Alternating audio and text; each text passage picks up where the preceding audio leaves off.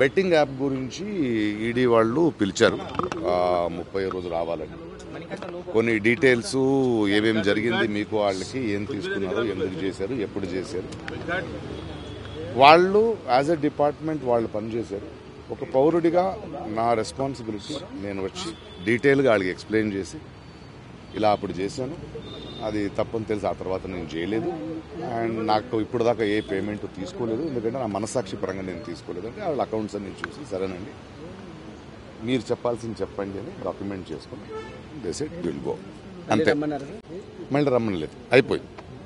Economical transactions గురించి లేదు కదా నా దగ్గర ఎకనామికల్ ట్రాన్సాక్షన్, అదే చెప్పాను. సార్ మీరు గతంలో చేసిన యాప్స్ ప్రమోషన్స్ వల్ల మీకు ఎంత అమౌంట్ వచ్చింది?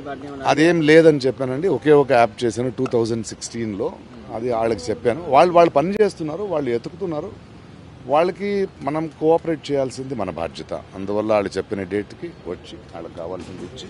సార్ ఈ బెట్టింగ్ యాప్స్ వల్ల చాలా మంది చనిపోతున్నారు, తర్వాత మాట్లాడుకుందాం. ఏం మెసేజ్ పెడతారు సార్? ఓకే సార్, మెసేజ్ ఏమి దయచేసి బెట్టింగ్ యాప్స్ మీద ఆడకండి, మీరు స్వయంగా సంపాదించే దారి చూసుకోండి. Thank you.